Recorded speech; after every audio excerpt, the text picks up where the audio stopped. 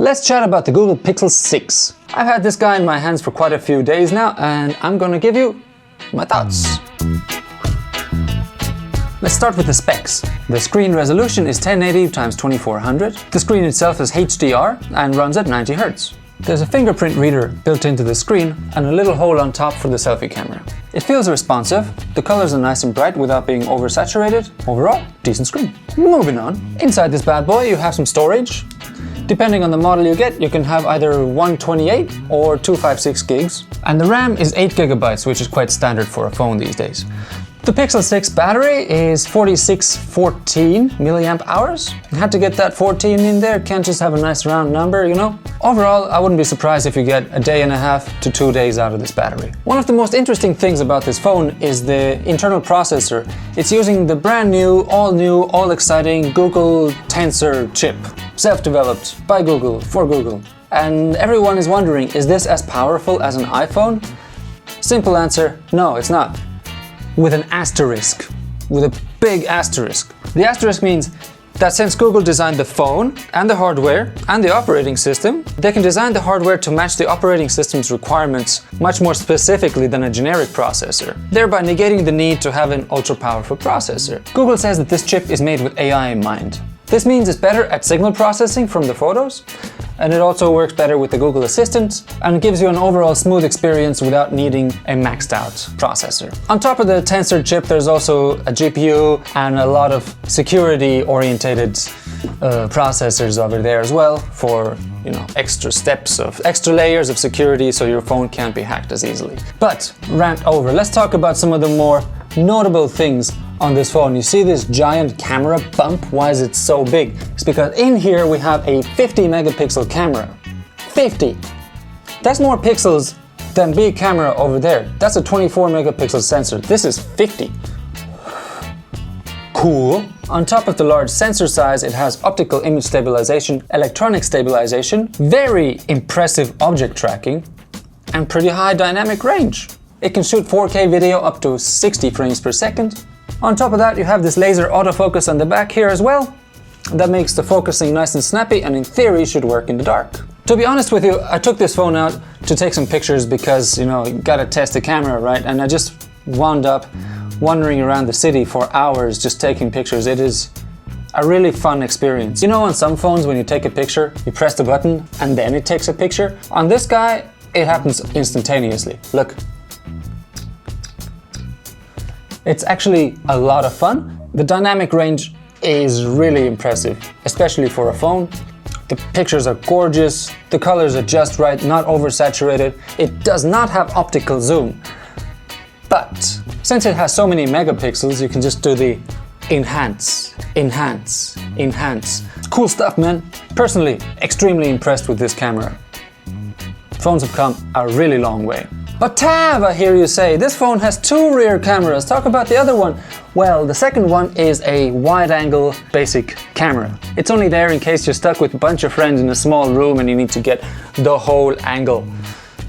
It doesn't have image stabilization. It doesn't have any of the fancy features that the other one does. It's a backup. It works just fine, and you can switch between the different cameras while recording video, and I haven't seen that on any other phone ever before. It's quite a cool little feature they have there. Time for selfies. Of course you need to have a test of the camera, so this is the selfie camera here.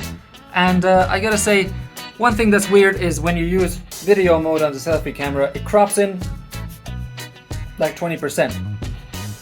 This is what it sounds like, this is what it looks like, you can see. Skin tones look natural, even though I'm in unnatural lighting conditions. And overall quite decent. And you can zoom as well, look. Ooh. Zoom. Oh my god. One thing that might annoy some of you is that the selfie camera is placed on top of the screen here and is not in a separate bezel. It doesn't take that much away from your viewing experience, but it's definitely noticeable. Okay, moving on. I'm sure you've heard other reviewers saying, oh, the fingerprint sensor is not so good on this. Personally, I haven't found any issues with it. It unlocks the phone. I don't know what kind of magic devices these guys have been using, but it's pretty decent. Turned on, fingerprint, done. But you might be wondering, what are the phone speakers like? Well, here's it.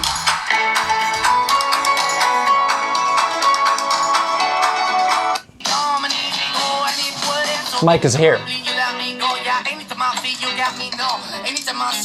I think it's quite cool. I mean, it's loud, it's bassy, it's clear. I'm finding myself having to shout over the phone speaker. It's good. It's a good speaker, man. I'm digging it.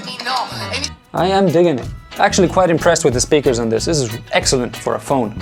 So overall, it's been a really positive review, and I can't really find a lot to complain about, but I have to complain about something because otherwise it wouldn't be a review, right?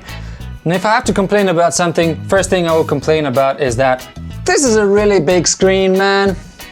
This screen is huge. Like, let's say I'm trying to use it with one hand because my other hand is busy drinking beer again, and I'm trying to reach Q and A and stuff, and it's just uncomfortable. And then the amount of grip I have left on my phone is so small, and I'm hitting enter with my palm, although their palm detection is actually quite okay. Second thing I have to complain about, camera bump. When you see product photos of this guy, you're like, it looks kind of cool, it's not too bad. And when you see it in person, you're like, bro, this is huge. It's a very big camera bump. And the third thing I complain about is that this guy's slippery. It's made of glass here, obviously here. The side frame here has some texturing, but it's not really like slip proof. So you might drop this guy.